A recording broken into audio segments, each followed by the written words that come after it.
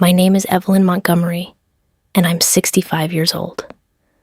I've spent 40 of those years building the Sweet Harvest Bakery from a single rolling pin into the heart of our small Vermont town. I thought I knew everything about ingredients, how they mix, how they rise, and how they can turn sour if left in the wrong heat. But nothing prepared me for the bitter taste of my own daughter's rehearsal dinner. I was supposed to be the proud mother of the bride, toast the happy couple, and hand over the keys to the life I'd spent decades securing for my daughter Chloe. Instead, I found myself standing in a dimly lit hallway of the Oak Ridge Country Club, staring into the cold, calculating eyes of the man she was supposed to marry. Mark didn't look like a villain. He looked like the American dream crisp white shirt, expensive watch, and a smile that had charmed everyone from the local mayor to my own daughter. But that night, the smile was gone.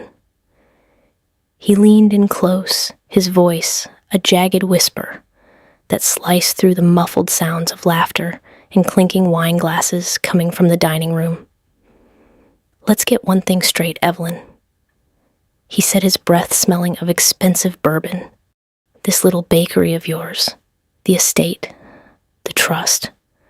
Once that ring is on Chloe's finger tomorrow, you're redundant. You've had your time. After tomorrow, you won't be part of this family anymore. So don't even think about showing up at our new house unless you're invited. And trust me, you won't be." I stood there paralyzed as he adjusted his cufflinks and walked back into the room to kiss my daughter's cheek. I didn't cry. I didn't scream. I just felt a cold, hard clarity settle over my bones. I realized right then that if I didn't act, I wouldn't just lose my place in the family. I would lose my daughter to a predator. But to understand how I got to that hallway, you have to understand the 6 months leading up to it. Chloe is my only child. After my husband Thomas passed away 10 years ago, it was just the two of us. She was bright, kind, and perhaps a little too trusting. When she brought Mark home, she introduced him as a senior financial consultant from Boston. He was attentive, always pulling out my chair and asking about the bakery's quarterly margins. At first, I was relieved.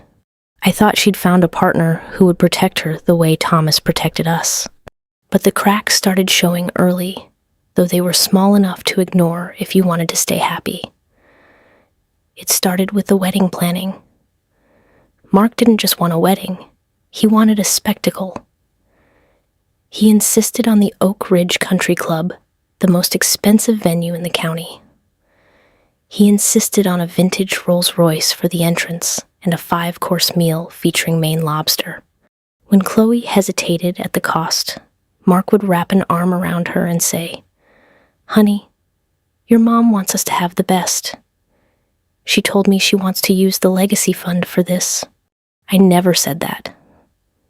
In fact, Mark had a way of translating my words to Chloe and her words to me until we were barely speaking the same language. If I suggested a smaller guest list, Mark told Chloe I was being frugal and controlling.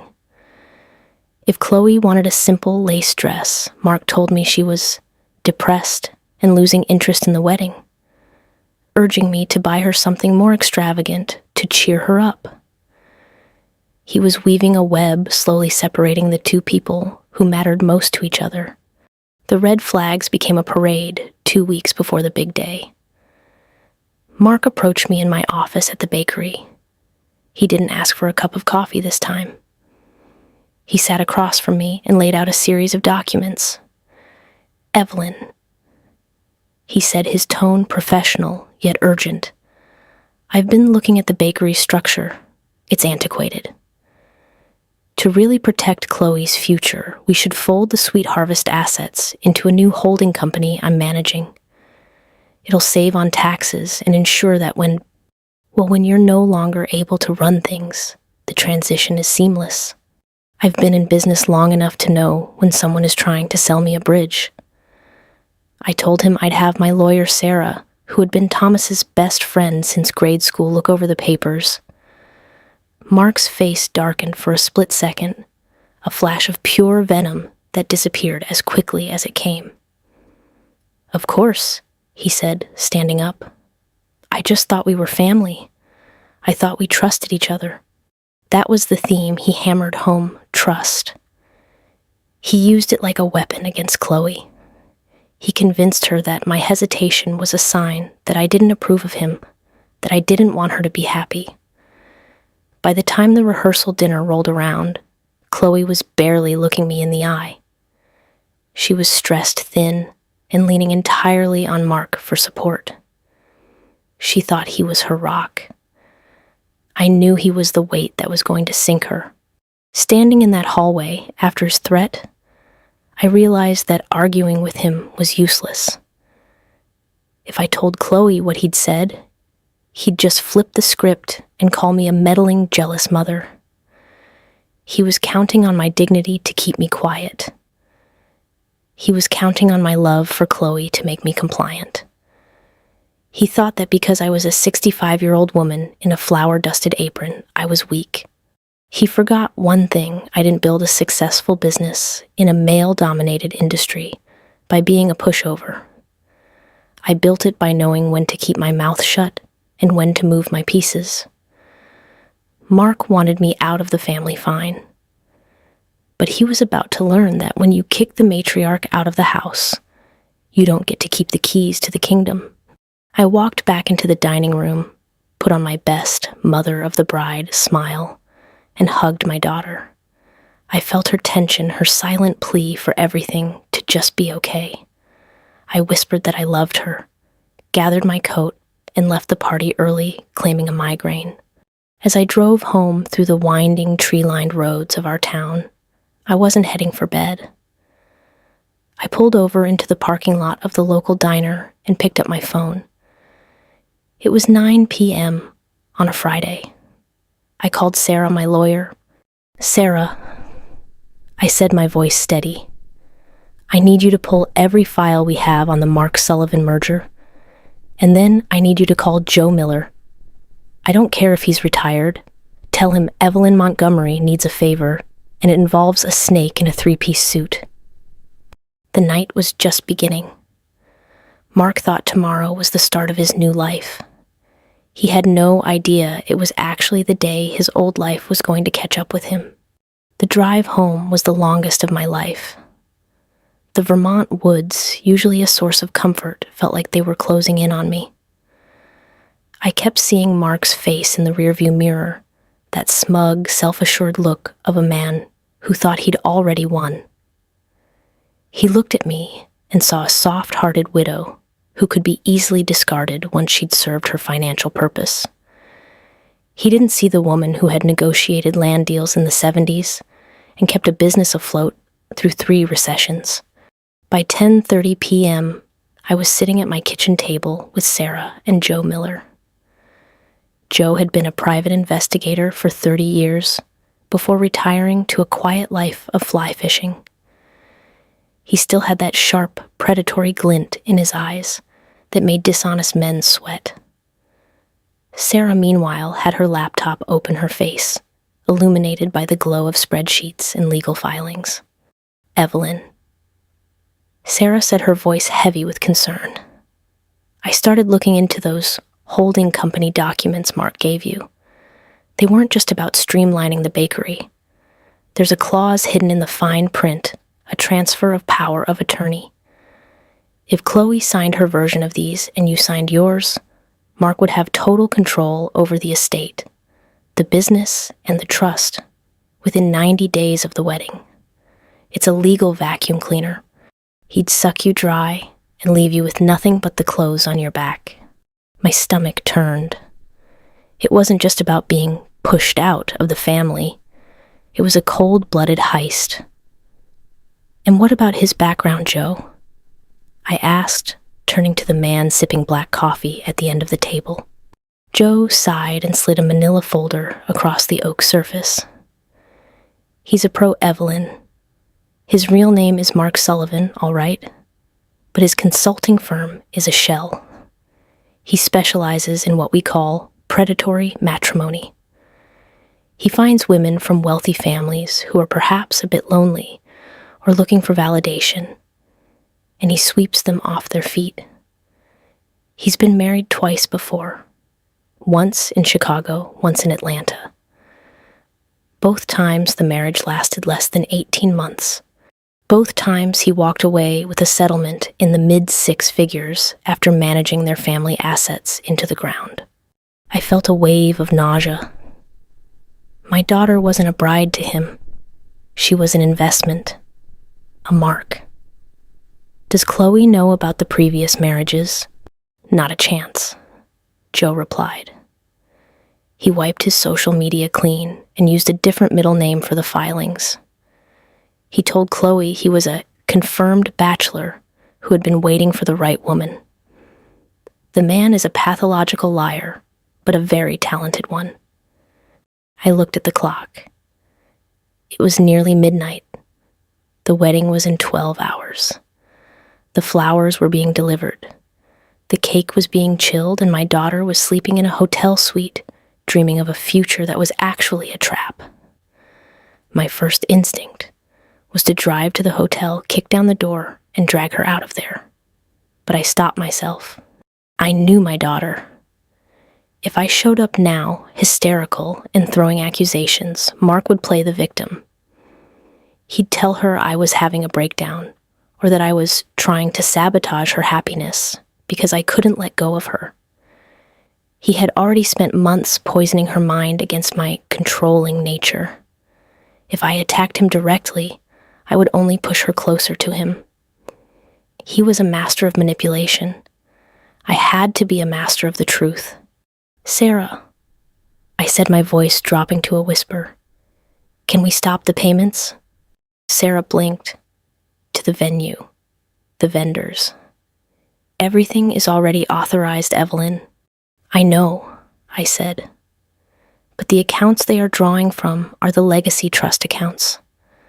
I am the sole trustee until the day of the wedding.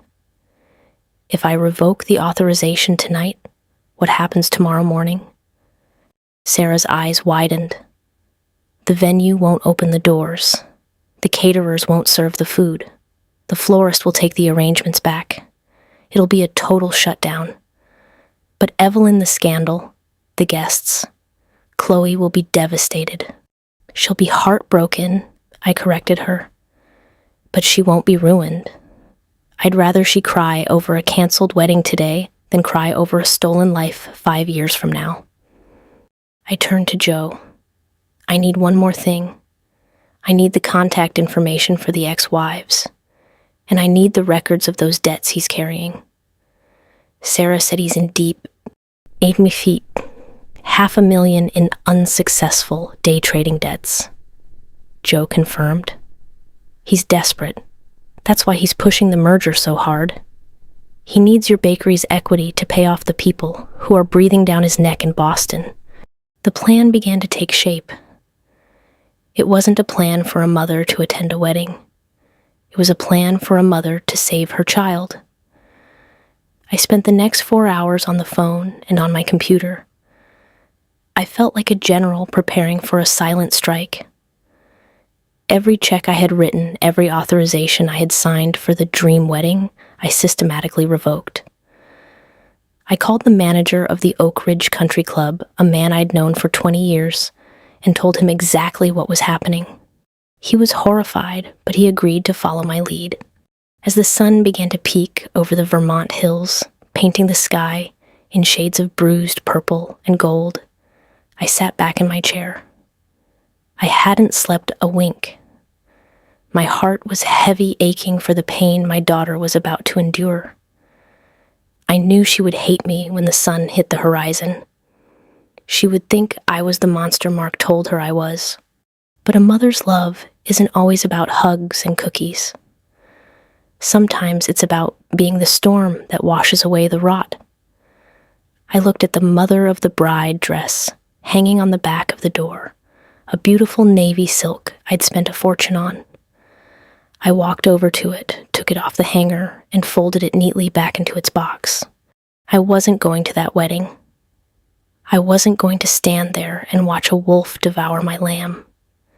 I was going to stay right here in the kitchen, where I taught Chloe how to bake her first loaf of bread and wait for the house of cards to fall. I sent one final text to Chloe. I love you more than life itself. Remember that today, no matter what happens. Then I turned off my phone. The silence in my house was deafening as the clock struck 10 a.m. In a normal world, I would be at the Fairmont suite, helping Chloe lace up her bodice, tucking a stray hair behind her ear, and handing her the something old, my grandmother's pearl brooch. Instead, I sat at my kitchen table, dressed in an old flannel shirt and jeans, staring at a cold cup of black coffee. My phone sat face down on the wood, a dormant grenade waiting to go off. Across town, the Oak Ridge Country Club was supposed to be a hive of activity. I could picture it perfectly, the white lilies lining the aisle, the string quartet tuning their instruments, and the 300 guests, our neighbors, our friends and Mark's business associates, arriving in their Sunday best. I had spent 6 months and nearly $80,000 to make the vision a reality. And in one night, I had dismantled it all, with a few phone calls and a legal injunction. At 10:15 a.m., the first tremor hit. My landline rang. I didn't pick up. It was the club manager, David. He was calling to report that the gates were closed and the catering trucks were being turned away because the final wire transfer had been flagged and frozen. Then came the cell phone. Even face down, it buzzed incessantly against the table like a trapped insect. Chloe. Then Mark. Then Chloe again. I closed my eyes, picturing my daughter. She would be in her silk robe, her makeup professionally, done her heart full of hope. The realization that her mother wasn't there would be stinging enough, but the news that the venue was locked, that the dream was evaporating. It felt like I was reaching across the miles and slapping her. It was the hardest thing I've ever done to let my child suffer so she could eventually see. By 11 a.m., the mother of the bride, chair in the front row, was officially a hollow statement. I imagine the whispers started then. Where is Evelyn? Did she have an accident? The music would have stuttered to a halt. Mark, ever the opportunist, would be pacing the lobby, his face flushed with a mix of rage and panic. He wouldn't be worried about Chloe's feelings. He'd be worried about the optics.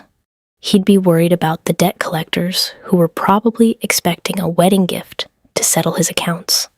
I could almost hear his voice smooth and manipulative, trying to calm Chloe down.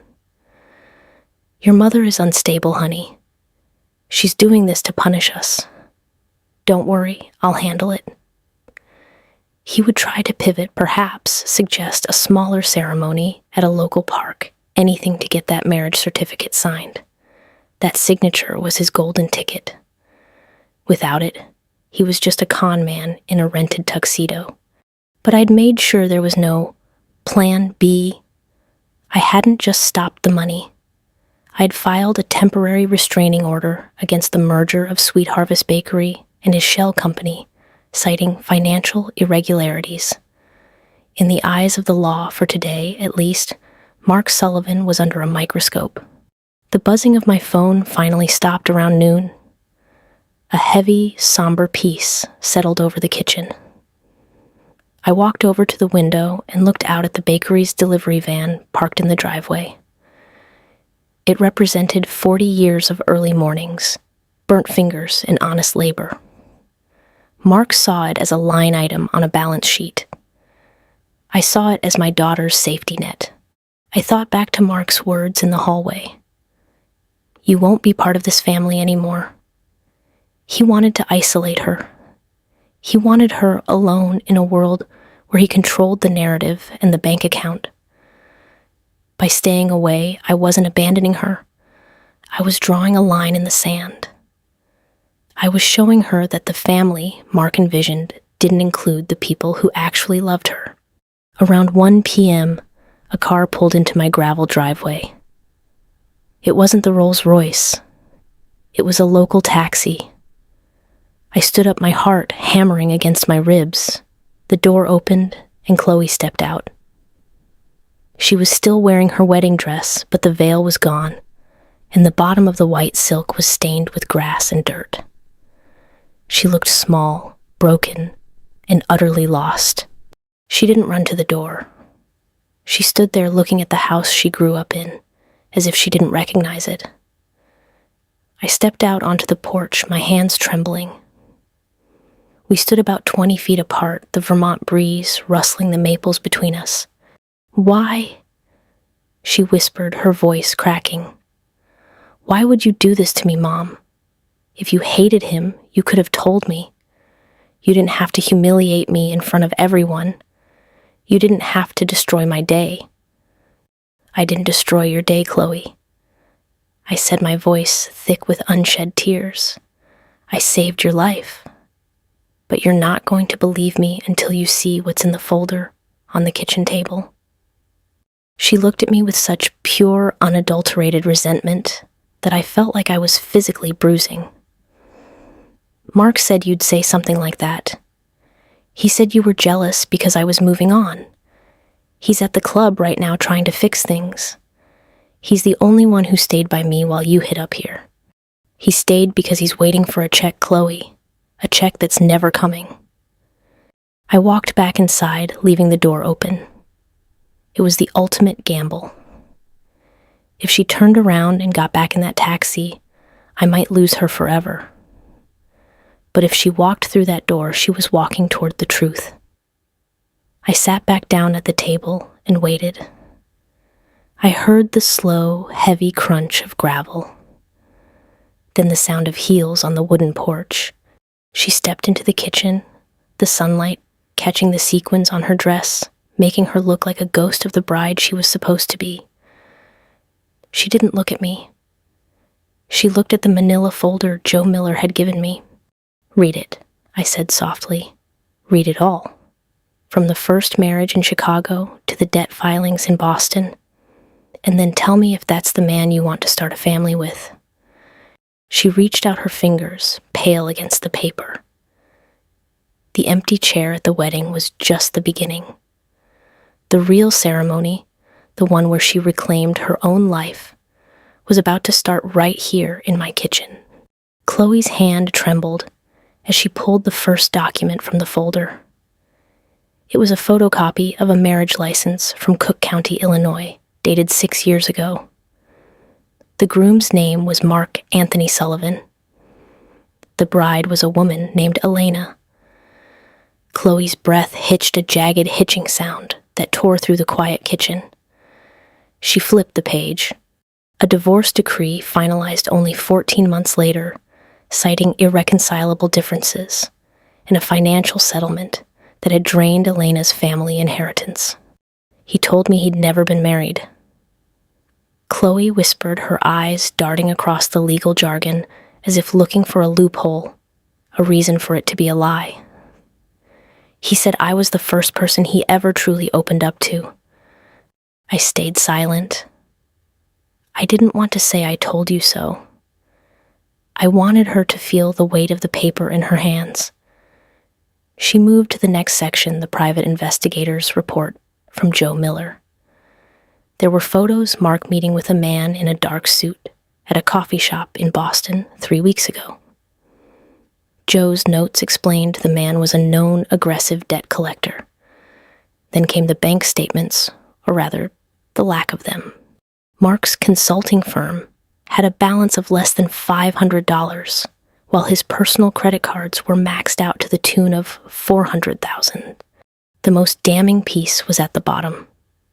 It was a draft of the merger agreement Mark had tried to get me to sign, but this version had Chloe's forged initials on every page. He had already started the process of pledging the Sweet Harvest Bakery as collateral for a private loan to cover his own gambling debts.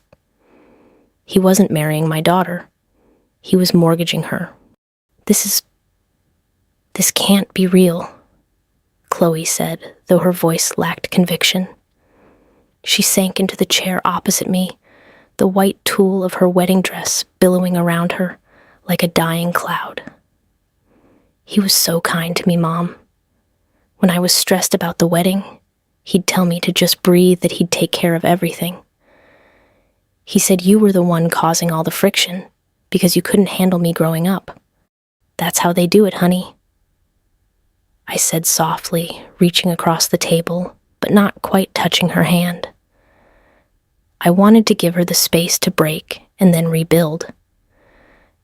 They isolate you by making the people who love you look like the enemy. If he could convince you that I was the problem, you'd never come to me for help when he started emptying your bank accounts. Just then, the sound of a heavy engine roared into the driveway. A black SUV screeched to a halt, kicking up a cloud of dust. We both looked out the window. Mark jumped out of the driver's seat. He wasn't the polished, calm groom from the rehearsal dinner anymore. His tie was undone, his hair was disheveled, and his face was a mask of pure, unadulterated fury. He slammed the car door so hard the frame rattled. "Stay here," I told Chloe. My voice was no longer a whisper. It was the voice I used when a supplier tried to shortchange the bakery. It was a voice of iron. I stepped out onto the porch before he could reach the stairs. "That's far enough, Mark."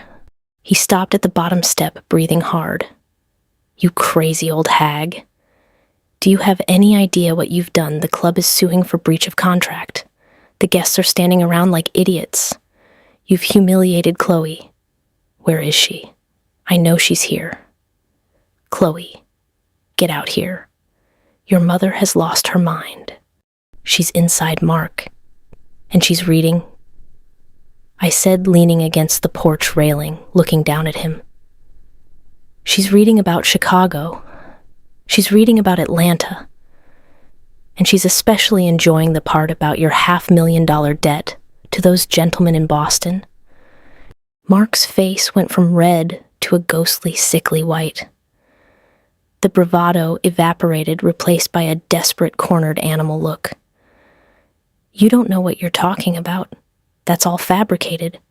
You're trying to frame me because you're a bitter widow who can't stand to see her daughter happy. Is that right?" I pulled my phone out of my pocket because Sarah is on the line with the state police right now regarding the forged initials on the merger documents. And Joe Miller is currently speaking with your associates in Boston, letting them know that the big payday you promised them from the Montgomery estate is officially off the table.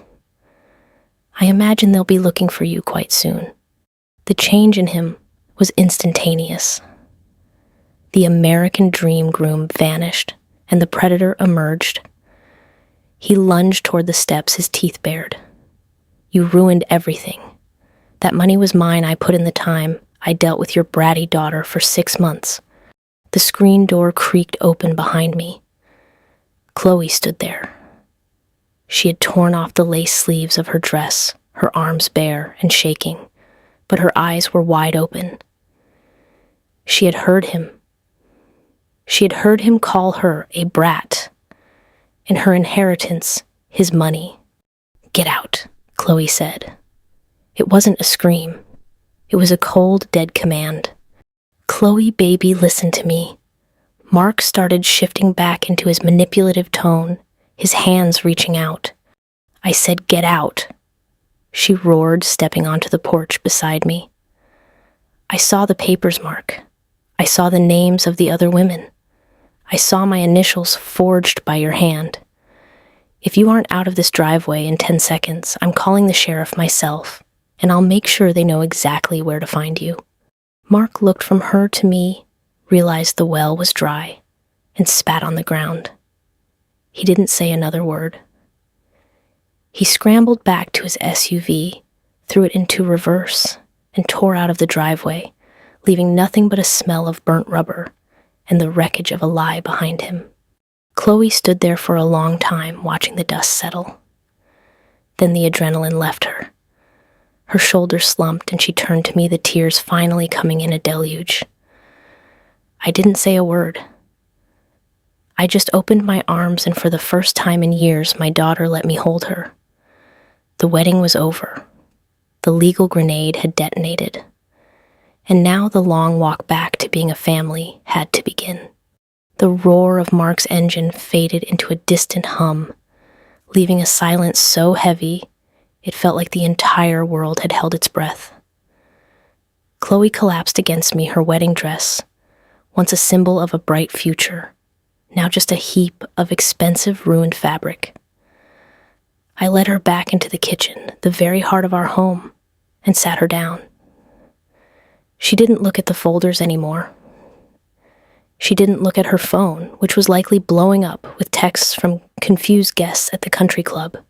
She just stared at her bare ring finger, where a 3-carat diamond had sat only minutes ago, a diamond I now realized had probably been bought with a high-interest predatory loan. "He never loved me, Mom." She whispered, her voice hollow. "Every I love you, every plan we made for the future, he was just calculating his commission. How could I be so stupid? How could I let him treat you like that?"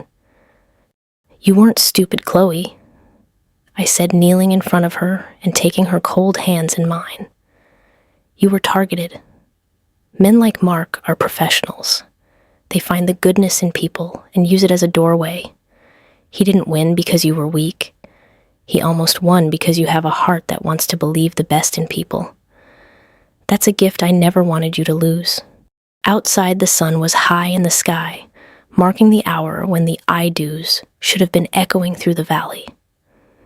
Instead, the only sound was the wind whistling through the screen door.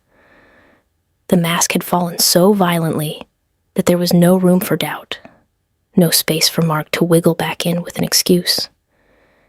When he shouted that she was a brat and that the money was his, he had incinerated every bridge he'd spent months building. But as the immediate shock began to wear off, the reality of the social wreckage set in. The wedding. Chloe gasped, her eyes widening. "Mom, the guests, your friends, the bakery staff, they're all at the club. What do they think? They think I've been stood up or that you've gone crazy. The gossip. It'll destroy everything." "Let them talk," I said firmly. "Gossip is like chaff in the wind, Chloe. It blows away.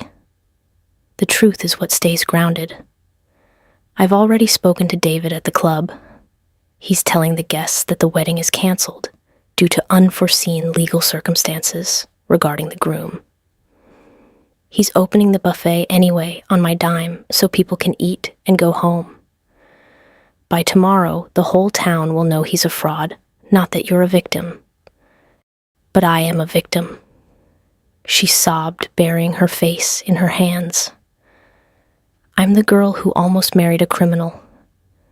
I'm the girl who told her own mother she wasn't part of the family anymore. How do I ever look at myself in the mirror again? How do I ever look at you?" That was the heart of the pain. The financial loss was manageable. The social embarrassment would fade. But the fracture between us, the words Mark had put in her mouth, and the wall he'd built between our hearts, that was the true casualty. You look at me by remembering that a family isn't a title you grant or take away. I told her, my voice steady and warm. It's a choice you make every day to protect one another. Mark thought he could fire me from being your mother. He didn't realize that my job description is written in my blood, not on a wedding invitation. I spent the next few hours just being there. I made her tea. I helped her unpin the dozens of bobby pins that were holding her intricate updo. Together, letting her dark hair fall around her shoulders in messy waves. I helped her unzip that heavy, suffocating dress and gave her one of her father's old, oversized flannel shirts to wear. As she sat there wrapped in the scent of her father and the safety of my kitchen, the bride vanished and my daughter returned. The phone eventually started ringing again, but this time it was different. It was Sarah letting us know that Mark had been spotted crossing the state line, likely heading back to Boston to try and disappear before the fraud charges could be formalized.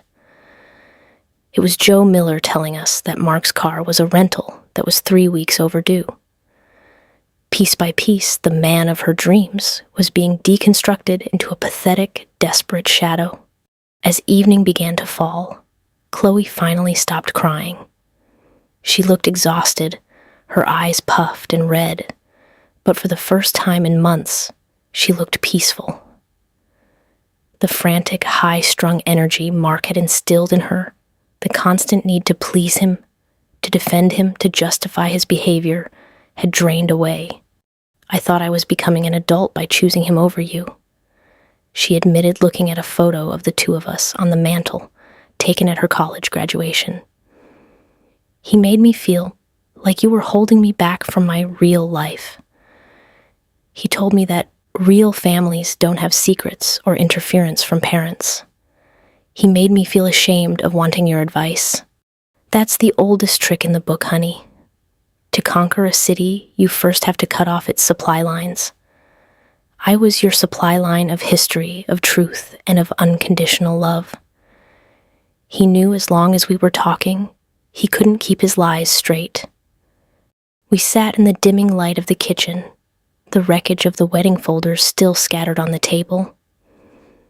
The next morning was looming, the day after the wedding that never happened. In the eyes of the world, it was a disaster. But in the quiet of our home, it felt like a rescue operation that had been successful, even if the ship was a little battered. I knew the road ahead would be hard. There would be depositions, bank disputes, and the long, slow process of Chloe learning to trust her own judgment again. But as I watched her take a sip of tea and lean her head against the back of the chair, I knew we would make it. The wolf was gone. The matriarch was still standing. And the family, the real one built on 40 years of shared bread and honest sweat, was finally whole again. The morning after the wedding that never happened, the sun rose over Vermont with a cruel, indifferent brightness. I woke up on the floral sofa in the living room, my joints aching from a night spent in a fitful doze watching over Chloe. She'd fallen asleep in her father's recliner, wrapped in a patchwork quilt I'd made when she was 10. In the harsh light of day, the house felt different, emptier, yet somehow lighter. The frantic weight of the big day had evaporated, replaced by the heavy, silent work of picking up the pieces. I slipped into the kitchen and started a pot of coffee. The smell of roasted beans usually brought me peace, but today it felt like a reminder of the bakery of the business Mark had tried to steal. I heard the floorboards creak behind me. Chloe stood in the doorway, her hair a tangled mess, her eyes still red and swollen. She looked like the child she used to be, the one who came to me after a nightmare seeking shelter. "I can't go out there, Mom," she whispered, clutching the quilt around her shoulders. "Everyone knows. Sarah called the local paper is asking questions. Mark's creditors are calling the bakery. I've turned into a local scandal before breakfast." I poured her a mug of coffee and pushed it across the counter. "The bakery is closed today, Chloe. I put a sign on the door last night. Closed for family matters. People can wonder all they want, but they don't get a seat at this table. The only people who matter are in this room."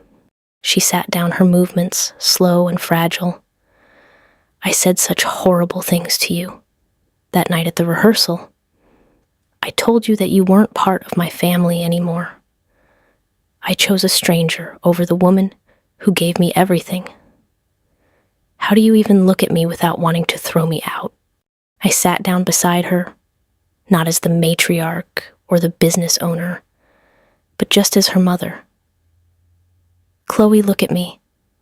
When you were 3 years old, you threw a tantrum because I wouldn't let you eat a bowl of sugar for dinner. You told me you hated me and that you were going to live with the neighbors. Did I throw you out then? She gave a weak, watery smile. No. You made me a sandwich and tucked me in. Exactly, I said, reaching out to tuck a stray lock of hair behind her ear. Because I knew you didn't mean it. I knew you were tired, overwhelmed, and didn't understand what was good for you.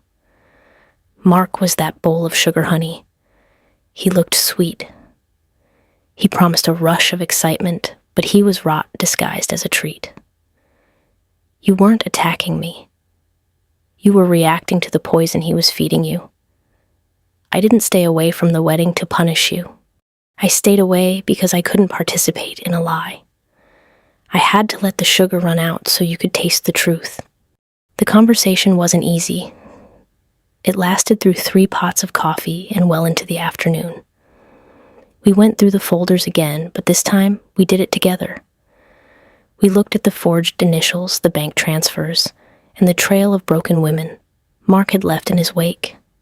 As we talked, the shame that had been suffocating Chloe began to transform into something else, a cold, hard resolve. He thought we were weak.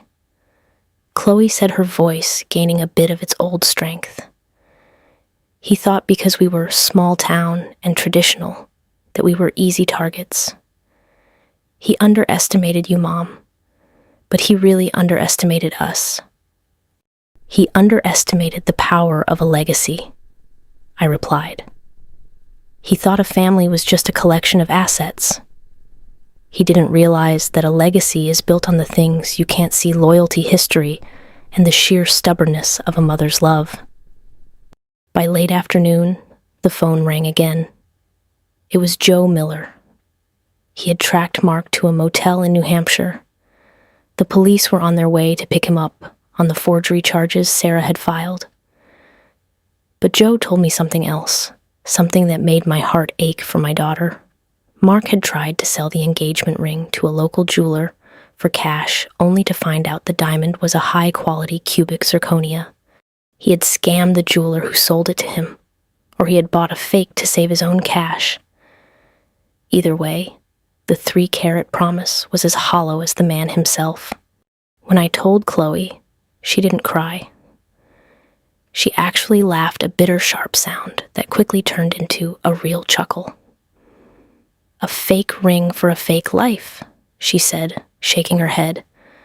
It's almost poetic, isn't it? That laugh was the turning point. It was the sound of the spell breaking. We spent the rest of the day in the kitchen, not crying over the past, but planning the future.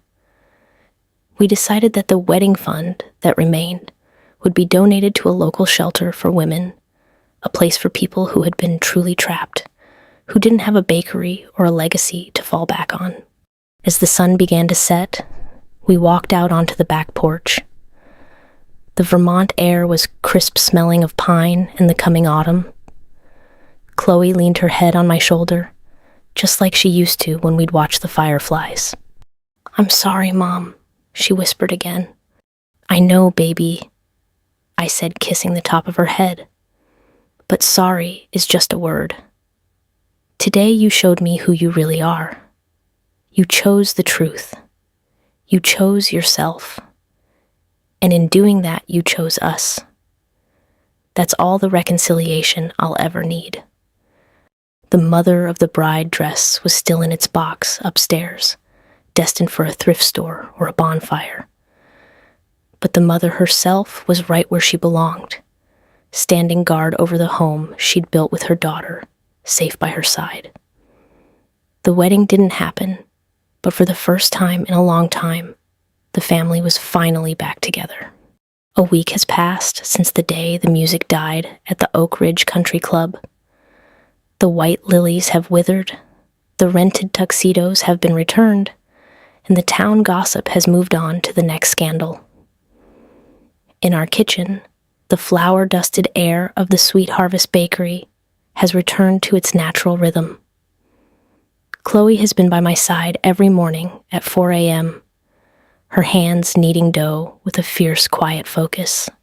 There's a healing power in manual labor, in taking raw, messy ingredients and turning them into something that nourishes others. Mark was apprehended in a grainy motel room outside of Manchester. As it turns out, the financial consultant was wanted for questioning in 3 different states. Sarah tells us the legal battle to untangle the forged documents will take months, but the wait is gone. We aren't looking back anymore. We're looking at the life we reclaimed. Last night as we closed up the shop, Chloe found the mother of the bride seating card that had been tucked into my purse.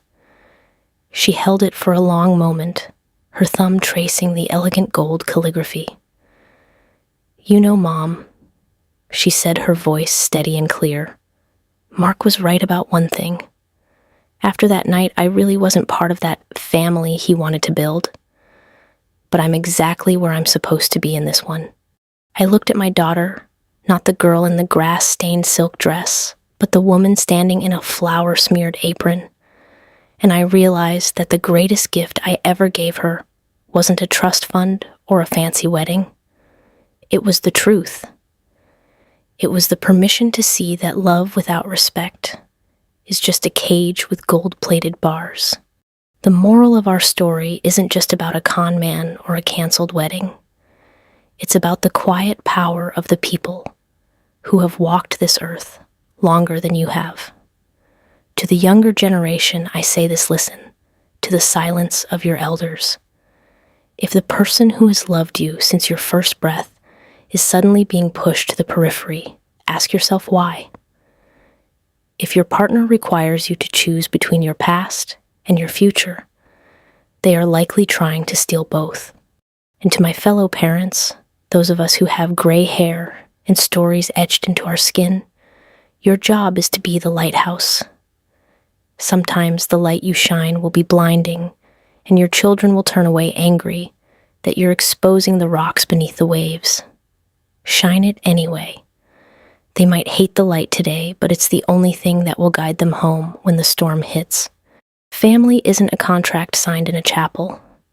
It's a covenant written in years of shared meals, hard truths, and the courage to say no when everyone else is saying yes.